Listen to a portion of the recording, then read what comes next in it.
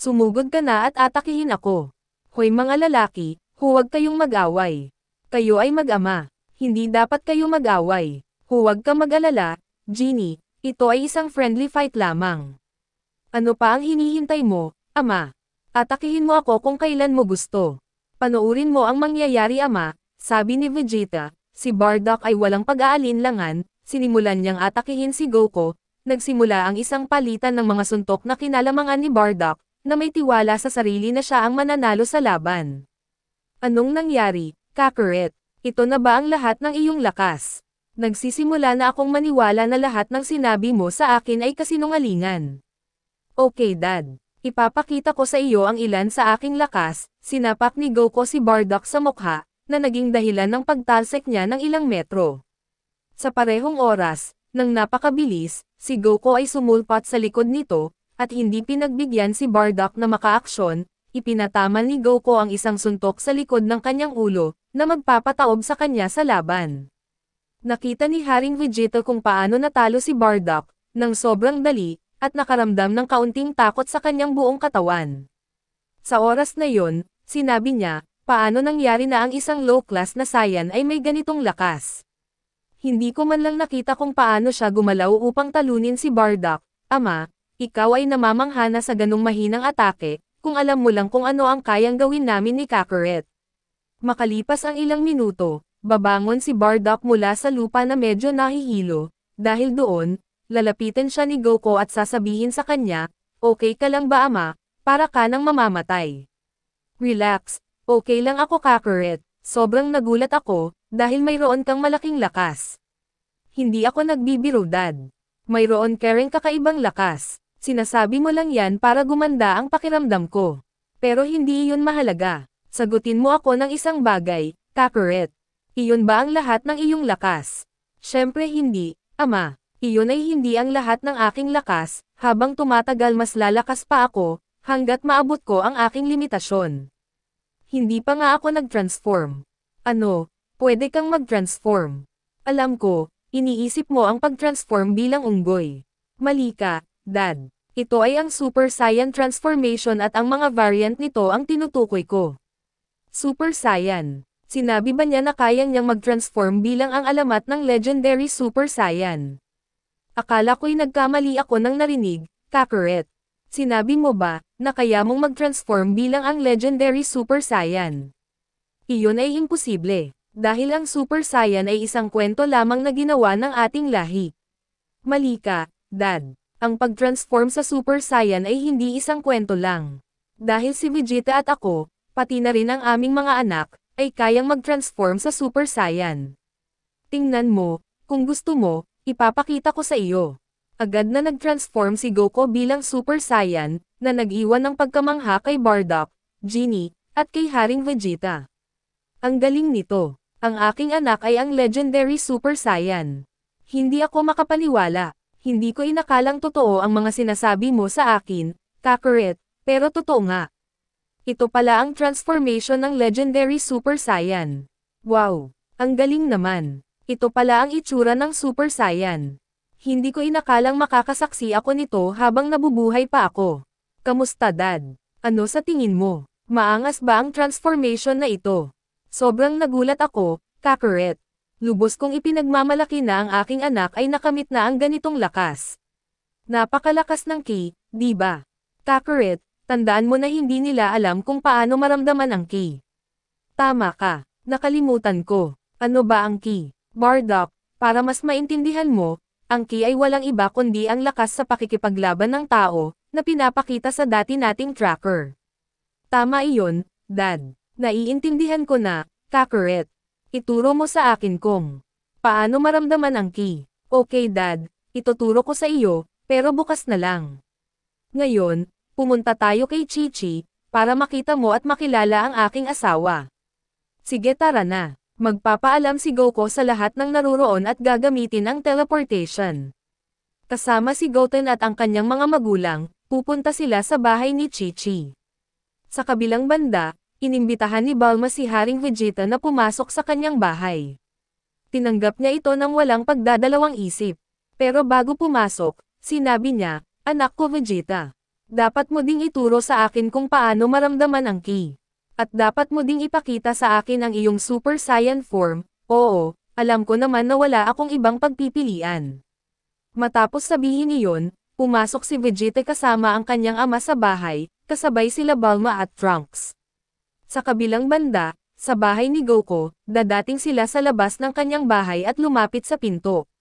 Agad na bubuksan ni Chi-Chi ang pinto at magugulat siya sa pagiging kamukha ng asawa niya sa isa sa mga kasama niya, dahil sa curiosity, tatanungin niya. Goku, sabihin mo sa akin sino ang mga taong kasama mo. Magugulat ka, Chi-Chi, ito ay magiging kakaiba para sa iyo, ngunit ang dalawang ito ay ang aking mga magulang. Ano ang sinabi mo? Pero sa abot ng aking kaalaman, patay na ang iyong mga magulang. Mahabang kwento ito. Sasabihin ko na lang sa iyo kapag nasa loob na tayo. Sa ngayon, ipapakilala ko muna sila sa iyo. Siya ang aking ina at siya naman ang aking ama. Hi, ako si Genie. Ako ang ina ni Kakarot, ang tinatawag mo na Goku. Natutuwa akong makilala ka. Hi, ang pangalan ko ay Bardock. Maligaya ako na nakilala kita. Hi, natutuwa akong makilala kayo. Ako si Chi-Chi, asawa ni Goku. Pasensya na sa ganitong uri ng pagtanggap, dahil biglaan itong nangyari, tara na at pumasok kayo. Lahat ay papasok sa bahay at agad na kinuwento ni Goku kay Chi-Chi, ang lahat ng nangyari, habang ang kanyang mga magulang ay nasa tabi niya. Si Chi-Chi, pagkatapos marinig ang lahat ng sinabi ni Goku, ay sasabihin na, masaya ako na binuhay kayo ni Goku. Matagal ko nang gusto kayo makilala. Sana ay maging magkasundo tayong. Sana nga saad ni Genie.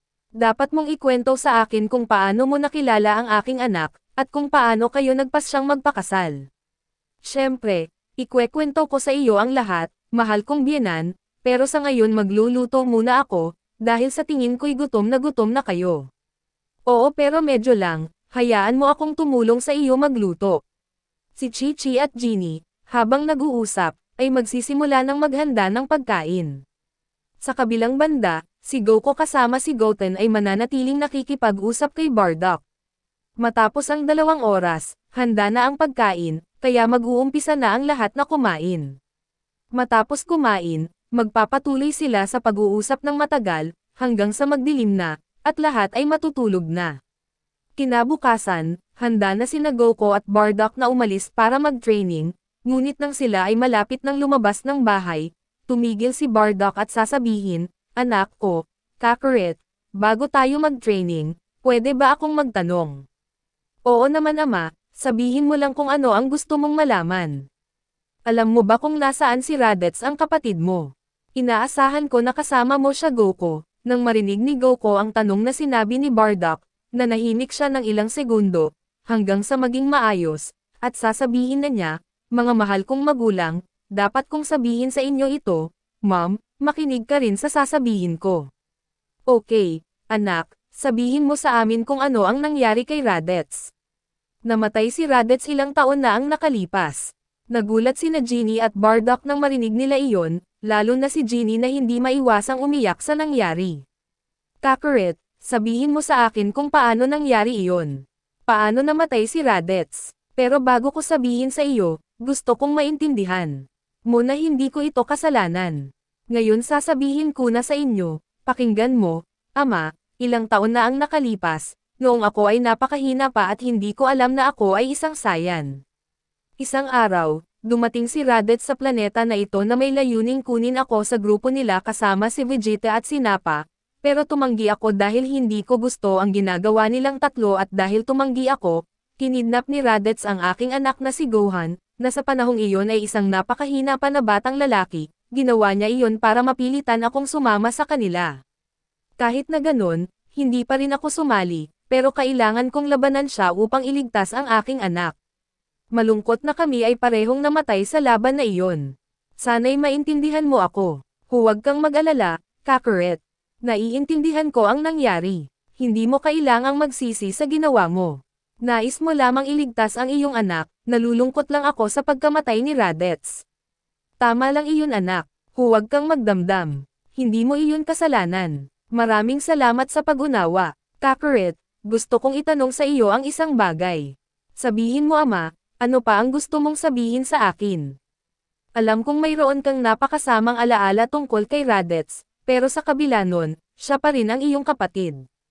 Posible na mabuhay mo rin siya gamit ang mga Dragon Ball na sinabi mo sa akin. Sa totoo lang, ang alaala ko kay Raditz ay hindi gaanong maganda. Pero okay lang iyon ama, iipunin ko ulit ang Dragon Ball upang buhayin si Raditz. Maraming salamat, anak, pero mayroon lang isang problema ama. Hindi ko pwedeng buhayin muli si Raditz sa loob ng 6 na buwan, dahil kailangan pang lumipas ang panahon bago magamit ulit ang Dragon Ball. Okay lang iyon, Kakarot. Wala namang problema sa paghihintay. Tama ba, Genie? Tama iyon, mabuti naman.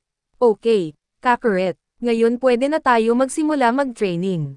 Handa ka na ba ama? Sandali lang, anak. Ano ang nangyari mom? Madami na akong narinig tungkol sa iyong anak, si Gohan. Pero kailan mo ba siya ipapakilala sa akin? Tama ka. Nakalimutan ko gawin iyon. Maghintay ka lang ng ilang minuto. Babalik ako agad. Nang sabihin niya iyon, gagamitin ni Goku ang teleportation at susulpot sa bahay ni Gohan. Si Gohan ay magugulat at tatanungin ang kanyang ama kung bakit bigla siyang pumunta dito, kung saan agad na ipinaliwanag ni Goku ang dahilan. At matapos makipag-usap, gamit ang teleportation, dadalhin niya si Gohan, Fidel, at Pon kay Chi-Chi sa kanilang bahay. Nandito na ako, Mom. Ito ang aking anak na si Gohan, at ito ang kanyang asawa na si Fidel, at ang aking apo na si Pon. Wow, ikaw pala ang aking apo na si Gohan. Maligaya akong nakita ko kayong lahat. Ako si Genie, ina ni Goku. Hi, maligaya rin akong nakita kita. Ako pala si Gohan. Sinabi sa akin ng aking ama ng saglit, ang tungkol sa inyo nang siya ay dumating sa aking bahay. Napakaligaya kong makilala ang aking mahal na lola. Sa tingin ko, ang lalaking kamukha ng aking ama ay ang aking lolo. Tama iyon. Ako ang ama ni Kakarot. Maligaya rin akong nakita ko kayo Gohan, ama. Tayo na at mag-training. Okay Kakarot, tara na. Hanggang sa muli, iiwan ko muna kayo para magkakilala kayo ng mabuti. Matapos sabihin iyon, aalis na sila Goku at si Bardock upang humanap ang isang lugar na walang tao, kung saan sila pwedeng mag-training ng walang aabala. Nang makahanap sila ng lugar, bababa sila mula sa langit, at maghaharap sila at magsisimula ng pag-uusap. Handa ka na ba Dad? Kailan mo gusto magsimula? Kakarot, handa na ako. Paano tayo magsisimula? Una sa lahat, ituturo ko sa iyo kung paano maramdaman ang ki ng ibang tao, at napakadali lang gawin ito. Gamitin mo lamang ang iyong sariling ki, mag-concentrate ka at subukan maramdaman ang aking presensya. Naiintindihan ko. Ganito ang gagawin. Pumikit ka lang. Si Bardock ay nagsimulang mag-concentrate upang maramdaman ang ki ni Goku, bagaman sa simula ay medyo mahirap. Matapos ang ilang minuto ay natutunan na rin niya agad. Handa na ako, Kakarot. Sa tingin ko ay natutunan ko ng maramdaman ang ki. Tignan natin kung totoo iyon Dad. Isara mo ang iyong mga mata at bumilang hanggang 10. Magtatago ako doon at kailangan mong hanapin ako gamit ang aking ki. Sige Kakarot.